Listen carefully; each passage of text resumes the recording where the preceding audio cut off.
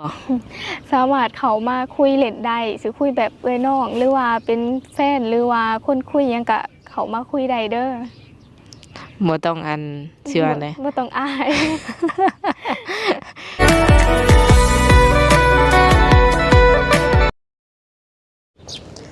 สบายดีสวัสดี FC เบิดทุกคนเด้อบ่ว่าสิเป็น FC ฝั่งลาวฝั่งไทยหรืออยู่ต่างประเทศยินดีต้อนรับทุกคนเข้าสู่ช่อง YouTube ของสาวบุญเปียงสาวลาวเด้อมาพบมาพอกับสาวบุญเปียงในมื้อนี้หรือว่าตอนนี้เนาะก็เป็นยามหาเที่ยงแล้วทุกคนมื้อนี้ทางสาวบุญเปียงก็ได้พา FC หรือว่าหนุ่มๆที่ว่ายังตามหาสาวโสดเนาะยังโสดยังบ่มีคู่มีคิงมาหาสาวโสดเปิดใจซึ่งว่าสาวโสดคนนี้หลายคนก็คือสิจื้อได้เนาะแต่ว่าสำหรับ FC ใหม่อาจจะบ่ฮู้จักเลยว่าน้องเพิ่นแม่นไผเนาะเพราะว่าเพิ่นก็เป็นสาวโสดที่ว่าเปิดใจรอบหนึ่งแล้วมื้อนี้นี่สิเป็นรอบสองที่ว่าทางสาวเปียงมาถ่ายทำน้องเพิ่นเนาะคือทางเฮาเองก็ได้มีการโอลมหรือว่าถามถ่ายน้องเพิ่นก็บอกว่ายังบ่มีไผเข้ามาเลยยังบ่มีไผแบบมาจีบมาหยังจ้าคนเพิ่นว่าเนาะก็เลยว่าขออนุญาตมาเปิดใจให้เพิ่นอีกรอบหนึ่งเพื่อที่สิได้เปิดโอกาสให้น้องเพิ่นหรือว่าหนุ่มๆหลายคนที่ยังบ่ทันรู้จักกับน้องเพิ่นเนาะให้ได้มาทำความรู้จักมาลึกมาเคยมาทักทายกันโดยสำหรับ FC คนไหนที่ว่าอยากติดต่อหาสาวโสดเนาะมาบ่ว่าสิเป็นสาวโสดคนนี้หรือว่าสาวโสดคนอื่นๆก็แนะนำให้ FC ทักหาทางสาวบุญเปียงเด้อเนาะทางเฟซหรือว่าทางไลน์ของสาวบุญเปียงสาวบุญเปียงจะแปะไลน์ไว้ให้มีทั้งเฟซไลน์จะอยู่ในต้นคลิปเลยต้นของคลิปเลยเด้อทุกคนเด้อก็สามารถทักมาได้เนาะหรือว่าอยากให้เฮาเป็นสะพานหักสะพานบุญให้ทางเฮากันยินดีเด้อช่วงนี้ก็บ่ค่อยได้ออกไปถ่ายทำหลายปานใดเนาะเพราะว่าอยู่ในสิว่าในช่วงงานงานบุญประมาณนี้สาวโสดของเฮาก็สิไปงานบุญงานดองเด้อทุกคนเด้อโดยเนี่ยได้ก็ขอบใจ FC หลายๆเด้อขอบใจ FC แล้วก็ผู้ใหญ่ใจดีทุกคนเด้อเนาะที่ว่าเข้ามาสนับสนุนด้วยการกดไลค์กดแชร์หรือว่ากดติดตามให้สาวบุญเปียงก็ขอให้ FC ทุกท่านอยู่ดีมีแฮงความเจ็บอย่าได้ความขายอย่ามีเด้อไปมาทางใดก็ขอให้เดินทางตลอดปลอดภัยขอให้ร่ำให้รวยขอให้ได้เงินได้คำหลายๆกว่าเก่าสาธุโดยสบายดีโดยสบายดีสาวโสดผู้เจบผู้งามเนาะทุกคนหลังจากที่ว่าห่างหายไปโดนเนาะน้องละเป็นแล้วไงห่างหลังจากที่ว่าห่างหายไปนี่ไปเฮ็ดหยังแน่เฮ็ดงานคือเก่าที่เปิดใจไปนะแบบมีผู้บ่าวเขามาคุยอยู่บ่น้องละบ่มีเลยบ่มีจักคนบ่เฟซก็เงียบไลน์ก็เงียบบ่โดยบ่มีไผเซตเข้ามาเลยที่จริงนี่คนแบบว่าคอมเมนต์ก็หลายเนาะ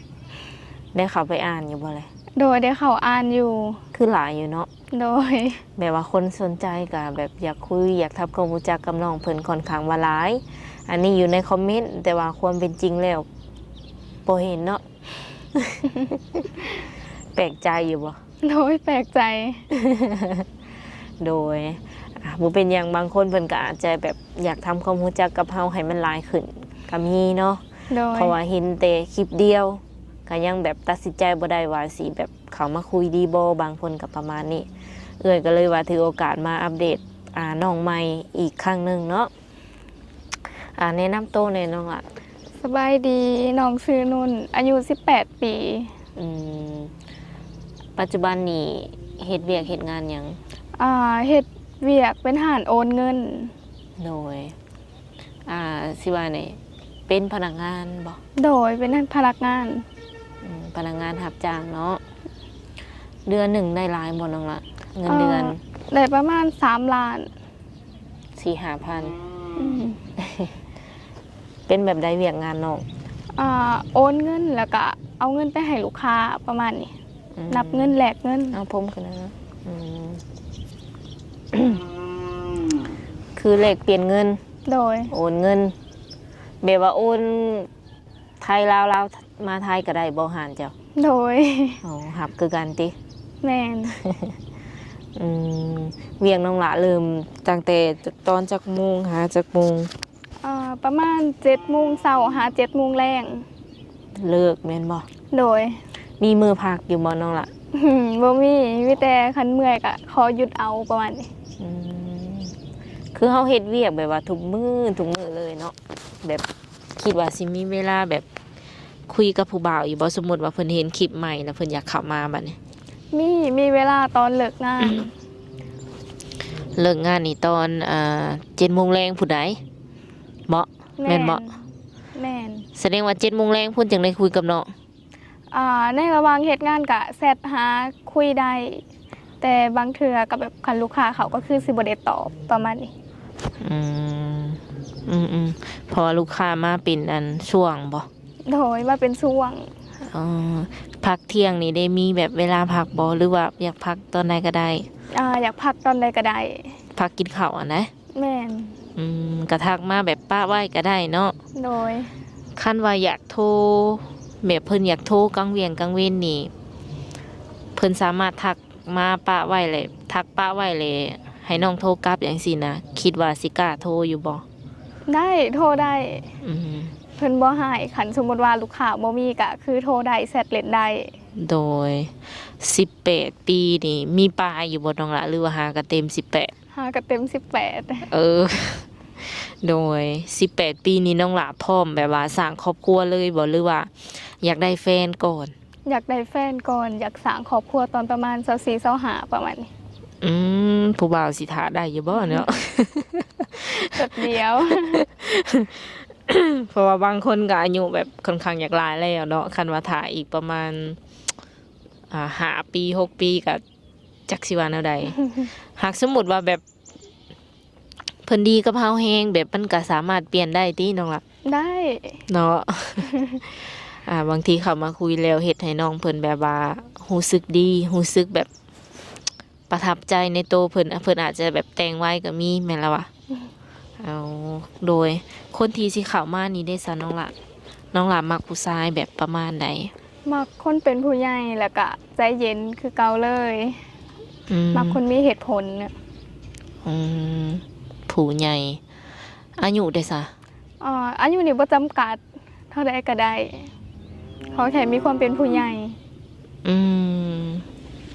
บ่ว่าสิรุ่นใหญ่50 60 ได้บ่มีปัญหาเลยนะบ่เกี่ยวกัน เคยแบบว่าเห็นผู้บ่าวรุ่นใหญ่อยู่บ่เอาตรงๆกะ เคย สู้สิรับได้อยู่บ่ ได้ เพราะว่าเคยล่มมาก่อนแล้ว โอ้ลืมถามว่าน้องหล่าเคยแบบสร้างครอบครัวบ่ ยังบ่เคย แต่ว่าเคยมีแฟนบ่ เคยคนหนึ่ง คบกันแบบจริงๆจังๆเลยบ่ บ่มีแต่แบบโทรล่มเอายังประมาณนี้ บ่ได้เห็นหน้ากัน อืม โอ้ ล่มเอาทั้งโทรศัพท์ประมาณนี้ คบกันออนไลน์ติ โดย คบกันได้โดนบ่กับแฟนคนนั้น ประมาณ 7-8 เดือนนี่แหละ รุ่นใหญ่กว่าบ่ ใหญ่กว่า เป็นแนวใดแบบความรู้สึกแบบคบได้แฟนครั้งแรกก็ได้แฟนรุ่นใหญ่เลย กะบ่ได้มีหยังหลายกะแรกๆก็ดีหลังๆมาบ่เข้าใจกันก็เลยเศร้าก็เลยเศร้าร่วมกัน น้องหลามักไปหลินไปเที่ยวอยู่บ่ บ่ค่อยไป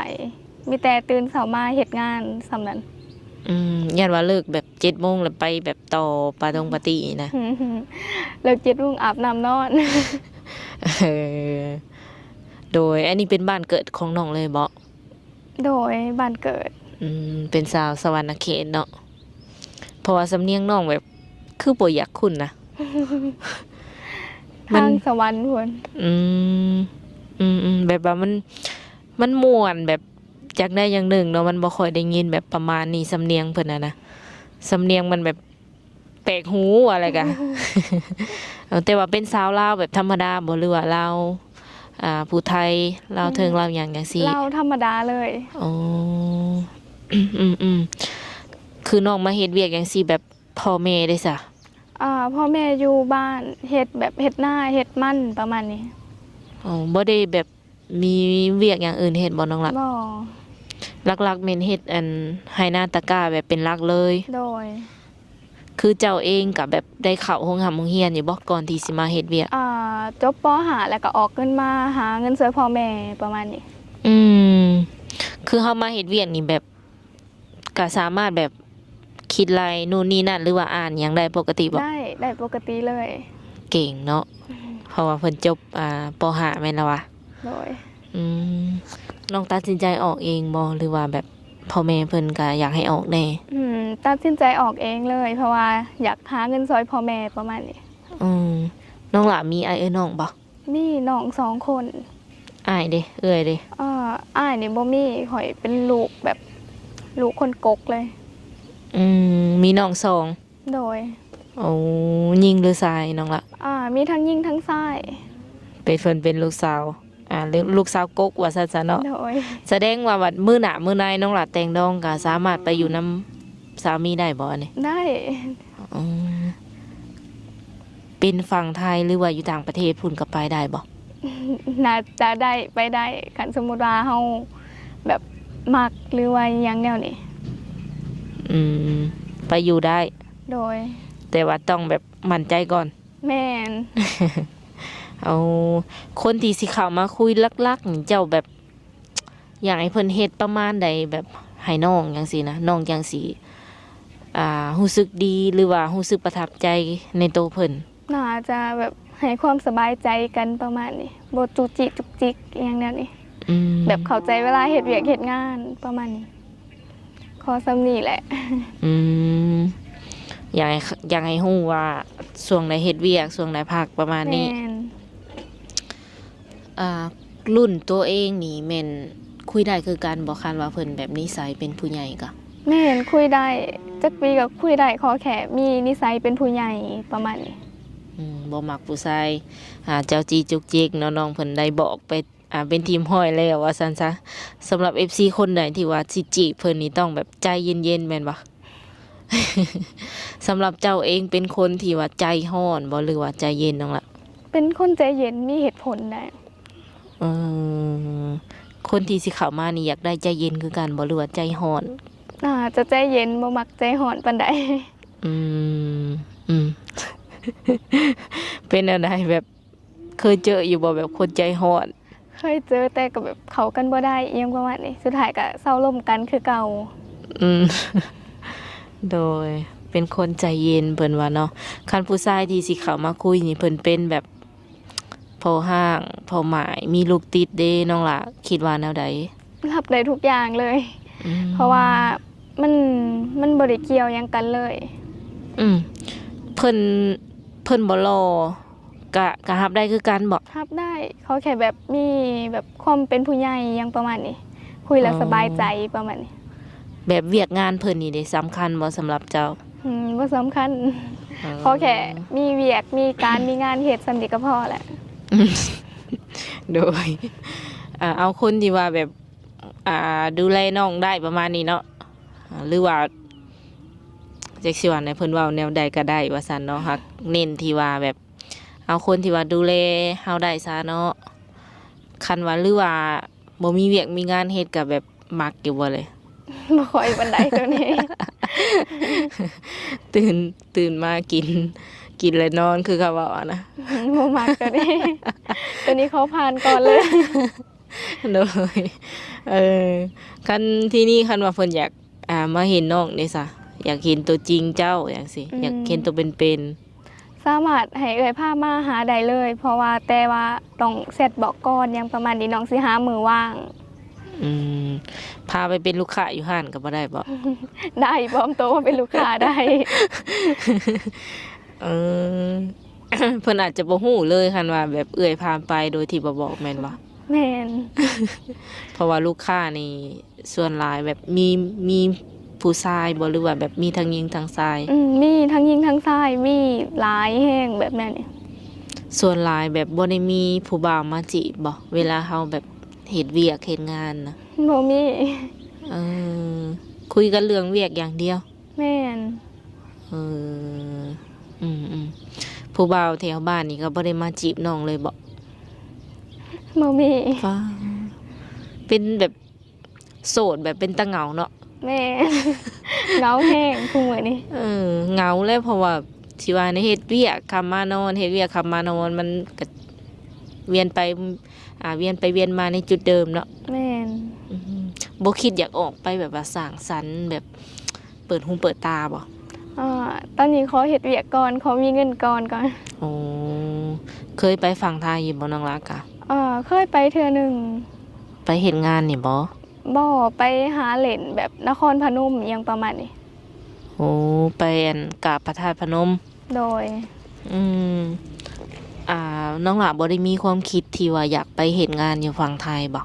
ตอนนี้ยังบ่มีอยู่เพราะว่าเฮ็ดงานนำเอื้อยเพิ่นก็ดีอยู่แล้วก็บ่เคยไปอีกเนาะเคยไปแบบว่านอกจากบ่อนเฮ็ดเวียกแล้วเคยไปไสอีกแน่น้องล่ะน่าสิไปแบบย่างเล่นแถวสวรรค์ยังประมาณนี้แน่แต่ว่ายังบ่ทันเคยไปตอกไปตีอย่างเดี๋ยวนี้บ่ทันเคยอันไกลสุดในแม่นไปสวรรค์เขตนี้แม่นเอาง่ายๆแบบว่ายังอยู่ในแบบกรอบเนาะทุกคนยังบ่ค่อยแบบออกนอกลู่นอกทางนะน้องเพิ่นยังบ่ทันมีประสบการณ์เถื่อแม่นบ่แม่นใหญ่มากก็ออกเฮ็ดเวียกเลยเฮ็ดเวียกแต่ยังน้อยๆพุ่นแต่ตอนจักปีนะประมาณ13 14หาเฮ็ดเวียกซอยพ่อซอยแม่แล้วยันว่าไปหับจ้างแม่นหับจ้างหับเฮ็ดทุกอย่างเลย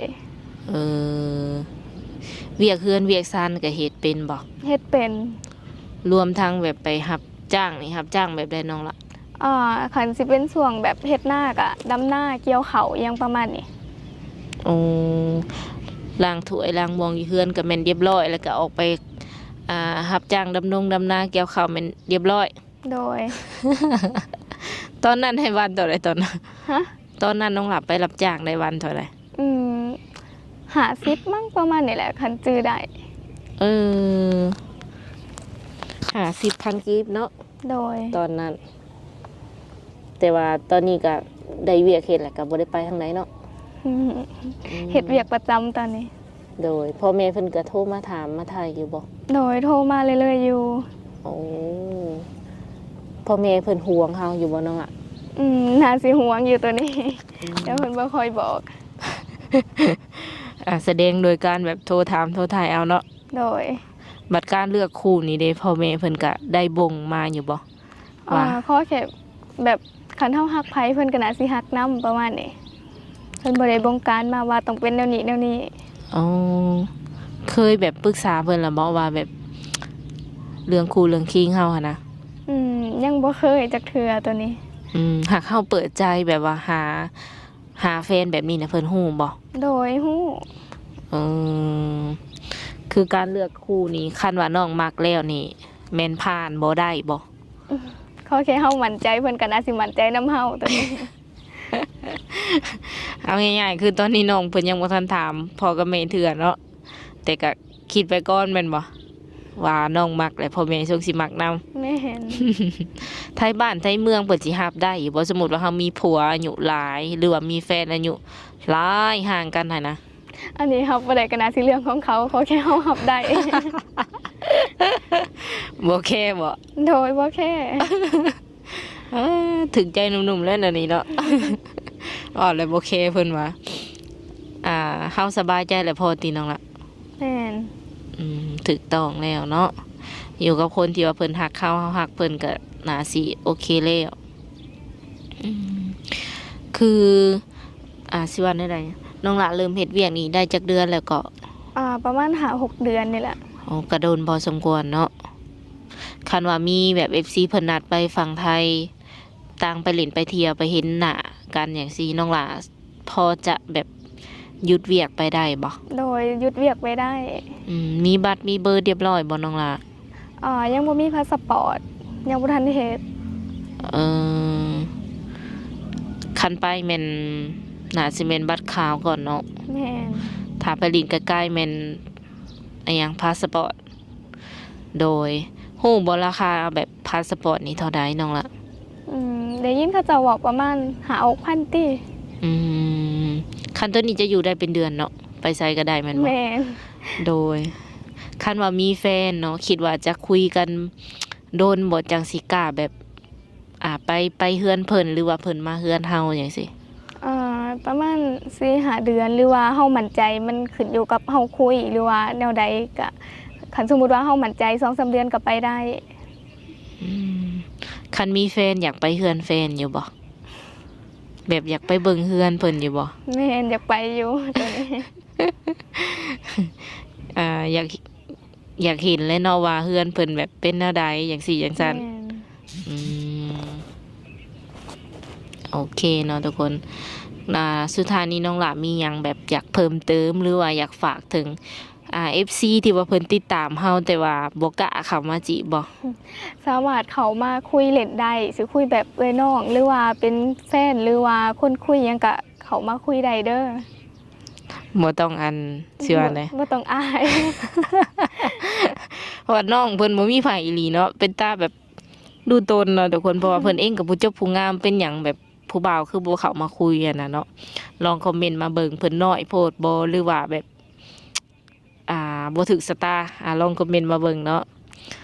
บ่ว่าสิเข้ามาแบบเป็นอ้ายเป็นน้องก็ได้บ่สมมุติว่าแบบ ได้ เพิ่น เขามาคุยเล่นหรือว่ามาแบบเว้าเล่นเว้าหัวกันก็ได้ ต่างลึงต่างเคยกันเนาะพอได้แบบว่ามาลาวแล้วก็มาเล่นน้ำน้องเพิ่นจังซี่นะน้องเพิ่นไปฝั่งนั้นก็พอได้ไปเล่นน้ำกันจังซี่เนาะ โอเค สุดท้ายนี้ทางสาวเพียงกะสิได้ขออนุญาตมอบเงินให้เพิ่นไว้เติมบัตรเติมเบอร์เนาะหรือว่าซื้อข้าวบงกะเปียกกินเนาะน้องละเป็นจำนวนเงิน100,000 กีบเป็นเงินของผู้ใหญ่ใจดีคือเก่าเด้อที่ว่าเพิ่นสนับสนุน YouTube เอื้อยหั่นแหละ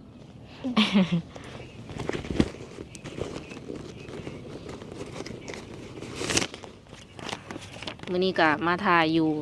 สิว่าไดอยู่บอนแบบเงียบๆเนาะน้องละเนาะ โอเค ขอบใจผู้ใหญ่ใจดีเด้อ โดย โอเคเนาะสำหรับคลิปนี้กับทางสาวบนเปียง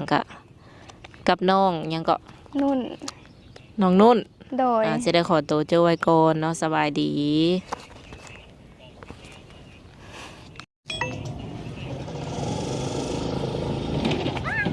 เอาละคอยไป